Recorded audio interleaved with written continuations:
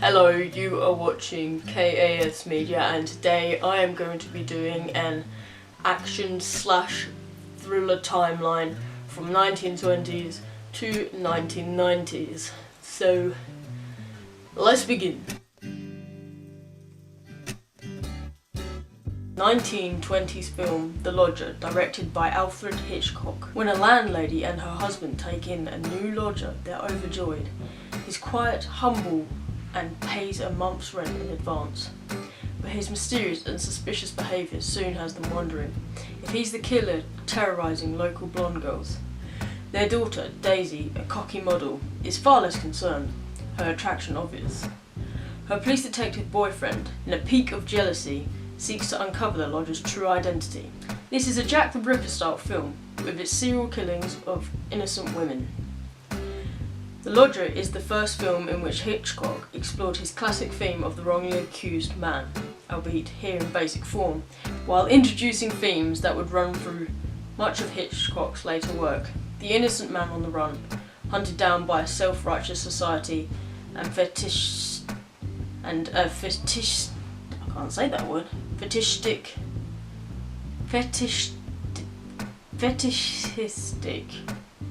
sexuality. I'm going to put that in the captions. 1930s film, The Man Who Knew Too Much, directed by Alfred Hitchcock. Bob and his wife Jill are on a family vacation in Switzerland when their friend Louis Bernard is shot while dancing with Jill. He tells Bob of an assassination about to take place in London.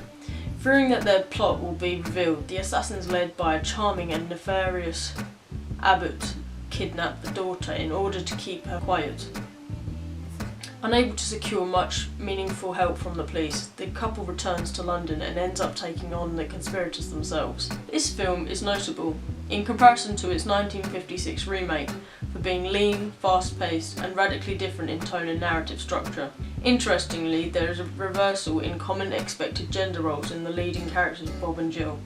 From the very start, it's Jill who is making the more active hero role, by virtue of the fact that she's participating quite ably in a sharpshooting competition. 1940s film, Laura, directed by Otto Preminger. Manhattan detective Mark McPherson investigates the murder of Madison Avenue executive Laura Hunt in her fashionable apartment. On the trail of her murder, McPherson quizzes Laura's arrogant best friend, gossip columnist Waldo Lydecker, and her comparatively mild fiancée, Shelby Carpenter.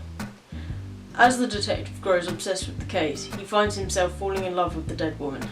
Laura is considered to be one of the most celebrated 1940s film noirs, with the film falling under the category of romantic, melodramatic mystery/detective thriller.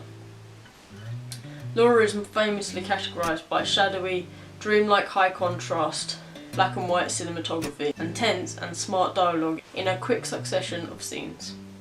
1950s film, Vertigo, directed by Alfred Hitchcock. A detective is forced to retire after his fear of heights causes the death of a fellow officer and the girl he was hired to follow. He sees a double of the girl, causing him to transform her image onto the dead girl's body. This leads into a cycle of madness and lies. Vertigo is the psychological thriller, which is the thriller part of our timeline, about obsession, which means that it's about circling back to the same moment again and again, and so is full of spiral motifs. Hitchcock popularised the dolly zoom in this film, leading to the technique's most famous nickname, the vertigo effect. 1960s film Dr. No, directed by Terence Young. Agent 007 battles mysterious Dr. No, a scientific genius bent on destroying the US space program. As the countdown to disaster begins, Bond must go to Jamaica, where he encounters beautiful Honey Rider, to confront a megalomaniacal villain in his massive island headquarters. Notably, this is the film that launched the James Bond saga, and a trend of spy films that flourished during the 1960s.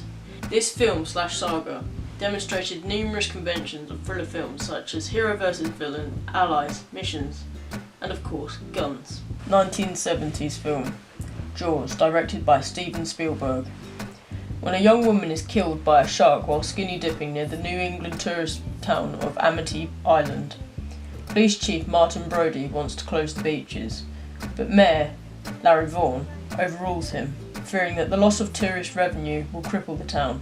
Ichthyologist Matt Hooper and grizzled ship captain Quint offer to help Brody capture the killer beast, and the trio engage in an epic battle of man versus nature. Although this film first appears to be a horror film, it follows the same conventions as a thriller film. A villain that needs to be stopped for murdering citizens, and a hero with his sidekicks, Brody, Hooper and Quint, that make it their mission to bring it down. 1980s film Die Hard, directed by John McTiernan. John McClane, officer of the NYPD, tries to save wife Holly Gennaro and several others who have been taken hostage by German terrorist Hans Gruber during a Christmas party at the Nakatomi Plaza in Los Angeles. Interestingly, the film was originally planned to take place over 3 days, but McTiernan was inspired to have it take place over a single night by Shakespeare's A Midsummer Night's Dream. Small time periods of action taking place has become a convention action/thriller films and television shows used to emphasise suspense, with the will they or won't they do it in time question. And finally, 1990s film Seven, directed by David Fincher. When retiring police detective William Somerset tackles a final case with the aid of newly transferred David Mills, they discover a number of elaborate and grisly murders. They soon realise they are dealing with a serial killer who is targeting people he thinks represents one of the 7 deadly sins. Somerset also befriends Mills' wife, Tracy, who is pregnant and afraid to raise her child in this crime-riddled city. Seven is both an action thriller and psychological thriller, due to its dark storyline and thought-provoking scenes and themes. However, it keeps to the trends of detectives on the trail of a hidden villain, yet with a shocker twist at the end.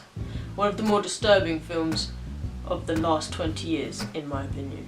From these films, I have noticed that the action thriller genre has only really become popular over the last half a century. The use of props such as guns and explosions is a key convention of present films, after being used increasingly to excite a male-targeted audience, especially the James Bond film saga, which has upped the level of special effects, stunts, and pushing the boundaries with storylines.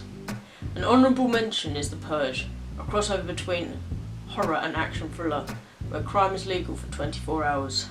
And so that is my thriller timeline from 1920s to 1990s. Be sure to look at the rest of my blog for more posts, and see you soon. Thank you. Whoa.